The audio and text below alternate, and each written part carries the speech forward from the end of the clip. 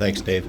Obviously, great to get the season off to a good start. I thought there'll be a lot of things we can learn from this film, and I thought we got better as the game went on in a lot of certain areas. Obviously, it's always great when you knock down shots. It erases a lot of other miscues maybe from time to time, but I thought we got good contributions from a lot of people, a lot of places, and it's like I said, it's early, so it's like I said, always good to get one under your belt and get the feel of a game that really counts and really matters. And I thought, like I said, everybody gave us something at some point in time. So this group is going to be one that's going to continue to grow, and it's going to take everybody, as I've told you many times, and also our team, that this is a group that has some depth, and I think we have to use that to our advantage.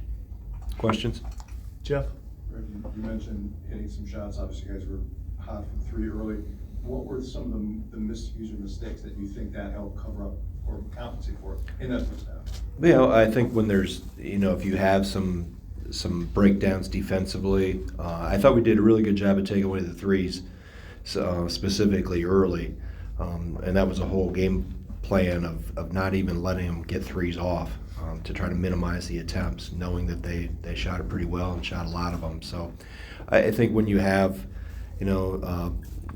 Parrot Hunt was knocking down some tougher jump shots. I thought we got better on him in the second half after a couple substitutions, and made life a little harder for him. Our bigs did a better job in the ball screens. We changed some of the stuff we were doing there. But, if we're able to knock down a shot, we like to not play back and forth and trade. We hit a three and they get a two. I don't like to play that way. And but I think this group, we had some younger guys or guys that have had less experience, show some really good things tonight. And I think each time on the floor, I see more and more positives. Abby in the back. Greg, Connor Sijian had that foul in the first half that led to 3 free throws and then immediately responded with his own 3-point. Can you just speak to that, to his performance, I guess, in that moment?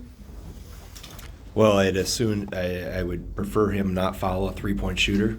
And that was, he kind of got caught getting too close and the kid landed on him. But he's a very confident kid, specifically offensively. His defensive confidence is growing because he's getting a little better defensively each day, but offensively he doesn't lack for confidence. So I think he gives us sparks in different ways. I thought the little pick and roll play he made to Tyler in the second half in front of our bench was just, he has more to his game than just being a shooter. And as I've been around him for the last 4, 5, 6 months, he's shown me he has more than what I thought when we recruited him. Just in some of the moxie, the feel for the game, those things that maybe you can't see all the time in the evaluation process. But and he understands in order to be on the floor, it's going to be the defensive end that's the area where he's got to continue to grow, which he knows. He knows that. That's the most important thing. So just help him keep getting better. In front of Coach. Yeah, Coach.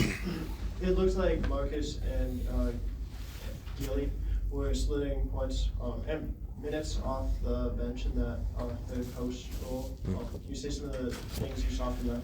Yeah, I thought they both gave us some good minutes, and I think Marcus has practiced better here as of late, and it's part of, as I mentioned earlier, with the statement, the opening statement. It's going to take a lot of.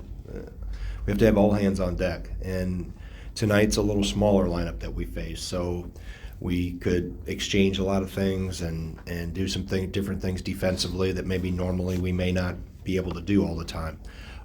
But I think they both understand what this team needs and are trying their best to give this team what they need. And I think Marcus, or what we need, Marcus, much like Connor, is growing defensively through experience. Obviously, he shoots the ball well, so we're going to try to take advantage of that, but knowing that the other end is also important as well. And Gilly, just good things happen when he's on the floor. He just, same thing in practice. The stats maybe don't pop off the page all the time, but I always find good things happening even in practice when he's involved in a play. Coach, speaking of stats popping off the page, you got a really balanced effort from Tyler tonight. What can you say about his progression from last year? What have you seen, kind of how has his game evolved? Well, I think confidence is a big thing, and that's natural. He's bigger and stronger, and that was a point of emphasis for him in the offseason, that he wanted to get bigger and add some weight.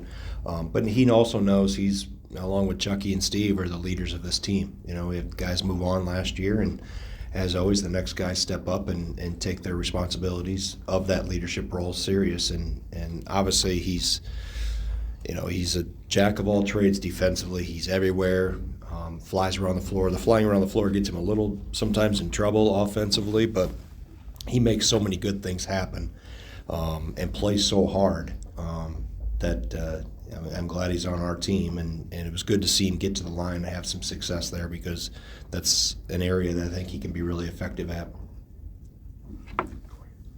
Greg, I know they were doubling the post in the first half. Do you think your group did enough to get in there and make them work a little bit? And how do you feel they attacked the post kind of starting the second half? Yeah, I thought Tyler did it, and Gilly both had some post play that was good in the second half. First half, that's ended up why we shoot, the number of threes we shot, just because they were trying to take away the post. I mean, I probably would have done the same thing. If you have a size advantage, you try to get the ball out of there, or a disadvantage, you try to get it out of there as fast as you can. So it's something we've continued to work on, because we've seen it before. So just some of the spacing and the cutting around it. There was a couple times where I thought we had too many guys run to the dunker spot, and we stepped on top of each other. We get too close together. So things that we'll use the film to learn from. But I like the fact that they, other than a few possessions early when we took some threes, that we touched the post, and they understand how important that is to not only get to the free throw line and draw fouls, but how you can make plays from there. And then the threes you shoot from touching the post obviously are a much higher percentage than getting them out of their ways. Abby? Greg, speaking of three-point shooting, you finished with 60% in the first half and had 7 different guys throughout the game hit three-pointers. Is that just a glimpse of what this team can do long range? I don't know. I sat here a week ago, Abby, and we were what? Little for a lot? Yeah. This group, you try not to. Can it be a weapon of this team? Yes. Do I think this team can shoot threes better? Yes.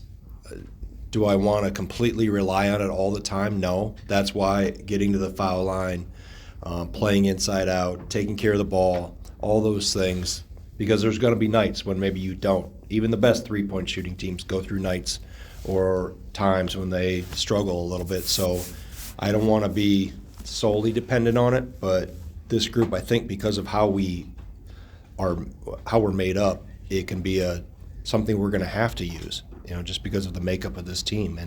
And for the most part, you have guys that are very capable of shooting it when we take the right ones. And we shoot 12 for 26 tonight because we took a lot of good ones.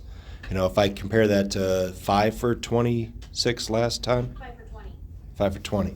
Okay, the quality of the shots of the 20 versus the 26, where I thought were much better tonight than what they were maybe a week ago.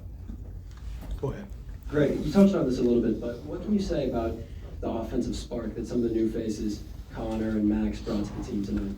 Yeah, I think Max is very similar to a lot of guys we've had here in the past in terms of the emotion he plays with and the toughness he plays with. It's good to see him knock down some shots.